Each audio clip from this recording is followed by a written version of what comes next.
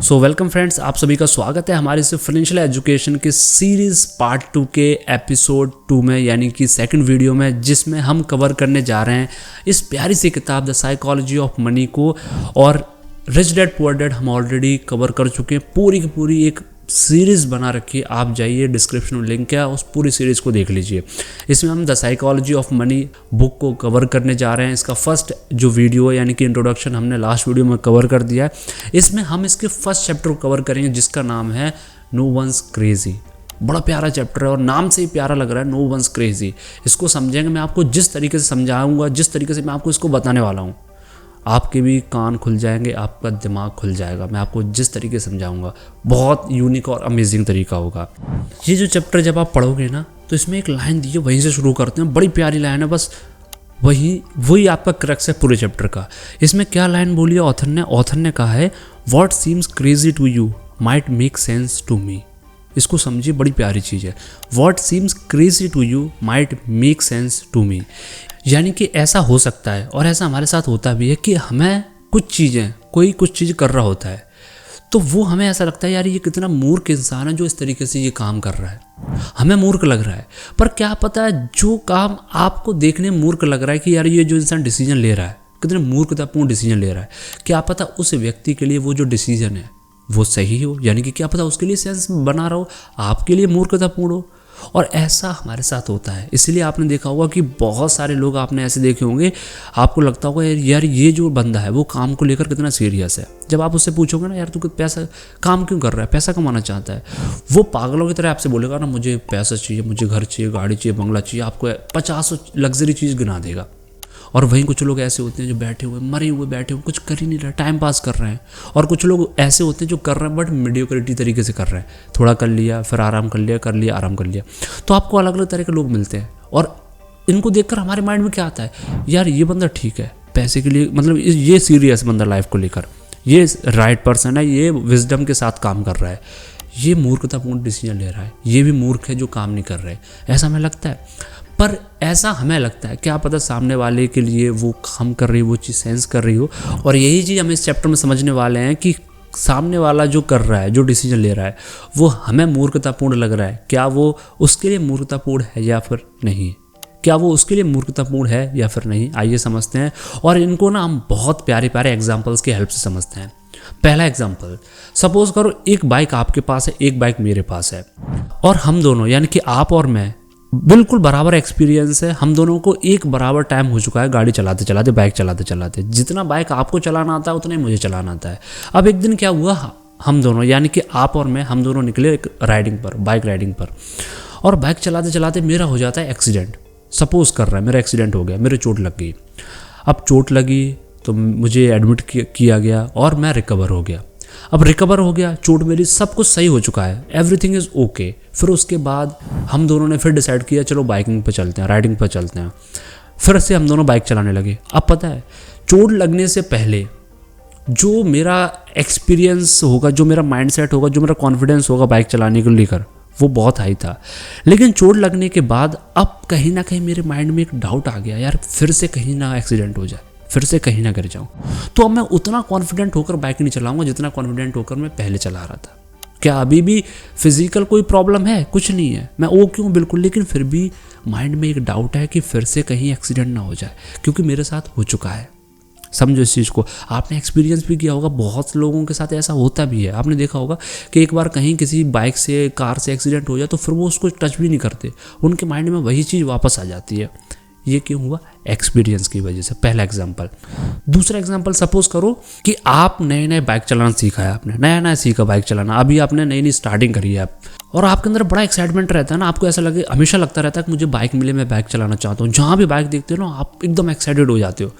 और मैं बहुत पहले समय से बाइक चला रहा हूँ और मुझे काफ़ी टाइम हो गया बाइक चलाते चलाते। अब एक व्यक्ति आता है, सपोज करो कोई अपना कॉमन फ्रेंड आता है, और वो मुझसे आकर बोलता है, यार शिवम थोड़ा सा वहाँ मुझे कुछ काम है, या फिर घूमने के लिए चलो वहाँ चलते हैं, बाइक से चलते हैं।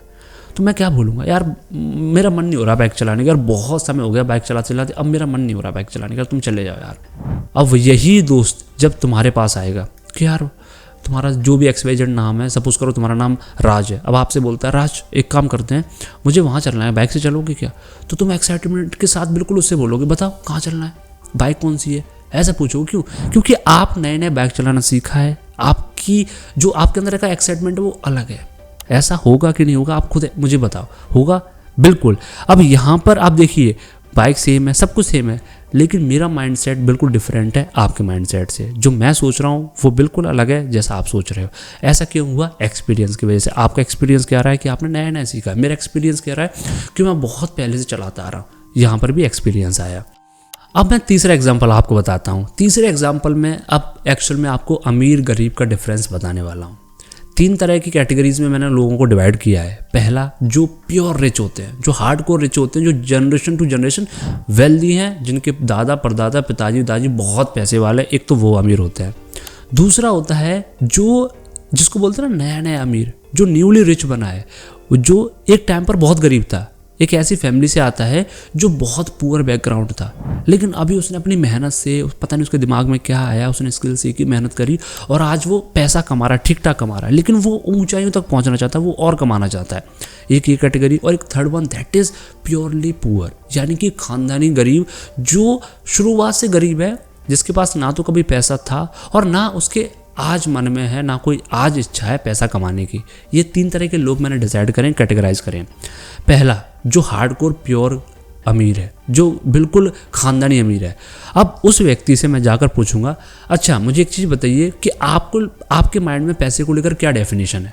जब आप उससे पूछोगे क्या बोलेगा? बड़ा नॉर्मल वे में आपको आंसर देगा, ठीक है यार पैसा है यार, बचपन से जो भी मांगा है वो पूरी, मतलब ख्वाहिशें सारी पूरी करी गई हैं, गाड़ी भी है, बंगला भी है, सब कुछ है, ठीक है यार। मतलब वो आपको बड़े नॉर्मल वे में आंसर बोलेगा, कोई एक्साइटमेंट नहीं मिलेगा, कुछ नहीं मिलेगा, हाँ ठीक है। मैं मेजोरिटी की बात कर रहा हूँ, एक्सेप्शंस हर जगह होते हैं। तो उसके माइंड में आपको ये मिलेगा कि हाँ ठीक है, बढ़िया है, पैसा है मेरे पास, मतलब जो चीज़ चाहिए मैं ले सकता हूँ। एकदम नॉर्मल वे में बात कर रहा है। क्यों बात कर रहा है? क्योंकि वो सारी चीज़ें एक्सपीरियंस कर चुका है, जो लग्जरी बचपन से जी रहा है, तो उसके माइंड में कोई नई चीज़ है ही नहीं, एक्साइटमेंट है ही नहीं, तो उसके लिए पैसे की डेफिनेशन बिल्कुल अलग है। अब आप इस व्यक्ति से पूछोगे जो बिल्कुल नया नया अमीर बना है, वो कहते नहीं कि आपका लहजा बता रहा है कि आपकी दौलत नई नहीं है। वो गाना देखा होगा आपने, वो काफ़ी वायरल हुआ था। तो अब इस तरह के जब व्यक्ति से आप जाकर पूछोगे ना, what is the definition of money according to you, आपके हिसाब से पैसे की डेफिनेशन क्या है, ये पागल पड़ जाएगा। जब आप इससे पूछोगे, ये कहेगा यार मुझे बहुत पैसा कमाना है, पैसे के बिना कुछ भी नहीं ज़िंदगी में, हर चीज़ पैसा है, मुझे एक बंगला चाहिए, मुझे बीच साइड पर एक विला चाहिए, मुझे मर्सिडीज चाहिए, मुझे फॉर्चूनर चाहिए। मतलब आपको बतेड़ो लग्जरी के आइटम गिना देगा, लग्जरी की चीज़ें गिना देगा। तो इसके लिए पैसे की डेफिनेशन बिल्कुल अलग है। हालांकि ये भी गरीब परिवार से आया है, बट इसने पैसा कमाना शुरू किया और इसके अंदर एक डिज़ायर है, एक क्रेजी है बंदा ये पैसा कमाने के लिए, तो इसके लिए पैसे की डेफिनेशन बिल्कुल अलग। And third one, that is pure गरीब, यानी कि ये जनरेशन टू जनरेशन गरीबता ही है इनके अंदर। ना इनके पास पहले पैसा था और ना इनके मन में अभी और पैसा कमाने की इच्छा है। ये वो लोग हैं जैसे आपने देखा होगा कि भाई ठीक है, दिन में गए, काम करके आए, 500-1000 कमा लिया, शाम को आए, अपन ने खाना फाना खाया, सोए, सुबह फिर निकल गए। अब ये वो कैटेगरी के लोग होते हैं। इनका क्या फंडा है, ठीक है, अब खुद कमा रहे हैं, बच्चे हैं, पढ़ा लिखा रहे हैं, बच्चे बड़े हो जाएं फिर उनको भी काम पर लगा देते हैं। कोई डिज़ायर नहीं, कोई इच्छा नहीं। जब आप इनसे जाकर पूछोगे ना पैसे को लेकर कि भाई तुम पैसे को लेकर क्या सोचते हो, तो मतलब जब आप इनसे पूछोगे तो ये भी बोलेंगे, ऐसा नहीं कि ये नहीं बोलेंगे कि इन्हें लग्जरी नहीं चाहिए, गाड़ी नहीं चाहिए, बंगला नहीं चाहिए, बट ये बड़े नॉर्मल में बात करेंगे। कैसे? हाँ चाहिए, तो हम भी चाहते हैं कि हमारा भी एक बहुत बड़ा घर हो, हम भी चाहते हैं कि हमारे पास एक बहुत बड़ी गाड़ी हो, एक बड़े नॉर्मल वे में, मतलब थके हुए इस तरीके से बात करेंगे, कोई एक्साइटमेंट नहीं अंदर मिलेगा इनके। क्यों? क्योंकि ये खुश हैं जितना कमा रहे हैं उतने में। ये मतलब ये खुश हैं, इन्हें दिख रहा है कि भाई बस काम है, ठीक है, पैसा कमा के लाए, खुश है। तो इनके माइंड में बिल्कुल अलग डेफिनेशन होगी पैसे को लेकर। अब आपने देखा कि 3 तरह की कैटेगरीज में मैंने लोगों को डिवाइड किया। अब जिसमें से आप देखिए कि तीनों ही इंसान है और पैसा पैसा है, लेकिन तीनों के लिए पैसे की डेफिनेशन बिल्कुल अलग है। ऐसा क्यों?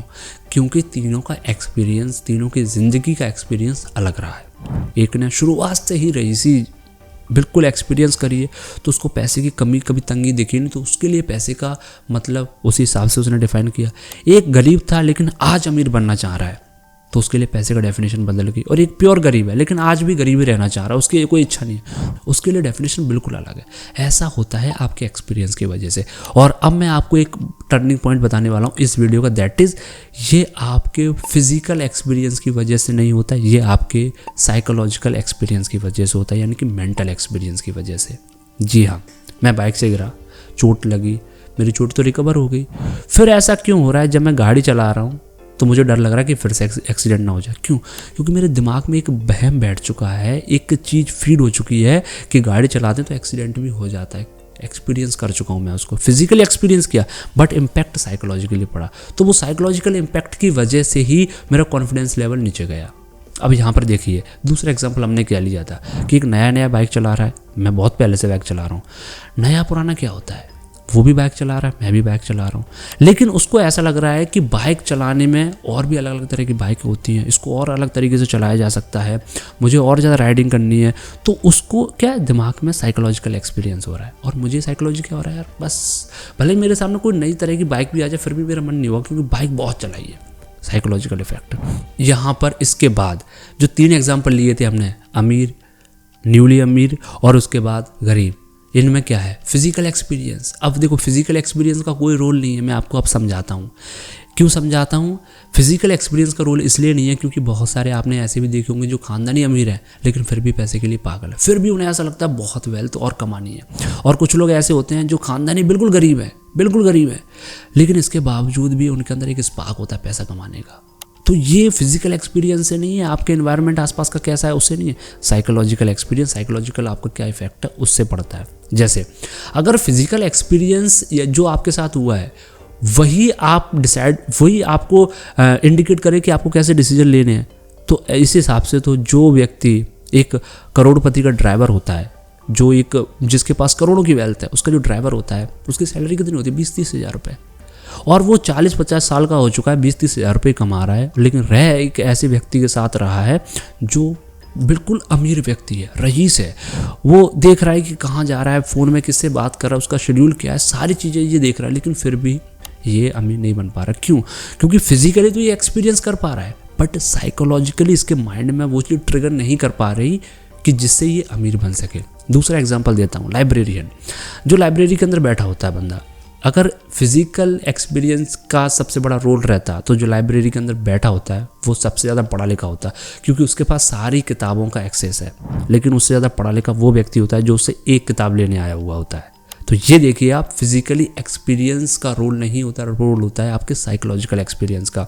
वहीं एक ऐसा व्यक्ति जो गाँव में रहता है, एक गरीब परिवार में रहता है, एक ऐसे परिवार में रहता है जिसके पास ना तो पैसा ना कुछ, लेकिन जब वही लड़का किसी मर्सिडीज़ को निकलते हुए देख ले या कोई भी ऐसी चीज़ को देख ले जो शो करती है एक लग्जरीपन को, तो उसके अंदर एक अलग तरह की स्पार्क जनरेट होती है, उसके अंदर एक अलग तरह की वाइब्स आती है, एक अलग तरह की एनर्जी आती है। क्यों आ रही है? क्या उसका खानदान तो रईस है नहीं, उसके पिताजी के पास पैसा नहीं है, ना उसके आसपास पैसा, लेकिन ऐसा क्यों होता है? जब भी वो ऐसी चीज़ों को देखता है तो वो एकदम से अलर्ट हो जाता है। ऐसा क्यों? Psychological experience, this is psychological effect. ये साइकोलॉजी जो होती है ना, ये बहुत बड़ी चीज़ होती है और ये आपको आके इस किताब में समझ में आने वाली है जैसे जैसे हम चैप्टर्स कवर करेंगे। अभी थोड़ा सा आपको ऐसा लग रहा होगा कि मतलब उतना क्लियर नहीं हो पा रहा, बट मैं ट्राई कर रहा हूँ आपको कि आपको सारे इस तरीके से एग्जाम्पल दूँ जिससे आप रिलेट कर पाओ, इसलिए मैं आपको प्रैक्टिकल एग्जाम्पल दे रहा हूँ। तो ये चीज़ होती है, ये ही आपको समझनी है कि जो साइकोलॉजिकल इफेक्ट होता है, जो साइकोलॉजिकल एक्सपीरियंस होता है, वही एक्चुअल में डिसाइड करता है कि आप डिसीजन कैसे लेते हो, और यही चीज़ डिसाइड करती है कि आपका आगे आने वाला फ्यूचर कैसा हुआ। इसलिए आपने कुछ लोग ऐसे देखे होंगे जिनके पास बहुत पैसा है और जिनके पिताजी बहुत स्मार्ट हैं, अच्छा पैसा कमाया, लेकिन बेटा आपको ऐसा मिलेगा, ऐसे डिसीजन ले रहा होगा मूर्खतापूर्ण। क्या वो सबसे ज़्यादा किसके साथ रहा है? अपने पिताजी के साथ रहा है, लेकिन फिर ऐसे डिसीजन कैसे ले रहा है? Psychological effect. और ये साइकोलॉजिकल इफेक्ट आता कैसे है? यही चीज़ आपको आने वाले चैप्टर्स में समझ में आने वाली है। अगर यहाँ पर छोड़ के चले जाओगे तो आपको ये तो समझ में आ जाएगा कि भाई जो भी लाइफ में होता है वो साइकोलॉजिकल इफेक्ट की वजह से होता है, लेकिन आपको आगे ये समझ में नहीं आने वाला कि साइकोलॉजिकल इफेक्ट आता कैसे। तो इसके लिए आपको आगे वाले चैप्टर्स देखने पड़ेंगे, और इसीलिए ऑथर ने बोला है no one's crazy. No one's crazy, कोई भी क्रेजी नहीं है, कोई भी मूर्ख नहीं है। मूर्ख समझने गलती मत करना। Everybody has a different psychological effect, और according to their psychological effect they take decision. तो इसलिए जब भी आपको कोई दिखे, कोई व्यक्ति दिखे कि यार ये जो है ना, इसके पास कितनी अच्छी अपॉर्चुनिटी है, काम नहीं कर रहा, तो वो कहीं ना कहीं जो डिसाइड कर रहा है वो अपनी साइकोलॉजिकल इफेक्ट, जो उसका एक्सपीरियंस रहा है उसके हिसाब से डिसीजन ले रहा है। इसलिए आपने देखा होगा कि जैसे स्टॉक मार्केट क्रैश होती है तो पैसा लॉस कर गए, तो फिर उन्हें डर लगा रहता है कि अब कहीं क्रैश ना कर जाए, क्योंकि दिमाग में बैठ गया यार, दिमाग में बैठ गया कहीं क्रैश ना कर, तो वो स्टॉक मार्केट में पैसे नहीं लगाते। कोई रियल एस्टेट क्रैश हो जाए, कोई किसी सपोज करो किसी ने घर खरीदा और वो जो घर ना वो फ्रॉड कर गया कोई उसके साथ में, तो फिर वो डरेगा नेक्स्ट इन्वेस्टमेंट के लिए। क्यों डरता है? क्योंकि उसके साइकोलॉजिकली दिमाग में ये बैठ चुका है कि कहीं फिर से मेरे साथ ऐसा ना हो जाए। तो इसलिए ऑथर ने बोला नो वंस क्रेजी, कोई क्रेजी नहीं है भाई, कोई क्रेजी नहीं है, कोई मूर्ख नहीं है। इसलिए किसी को मूर्ख समझने की कोशिश ना करना।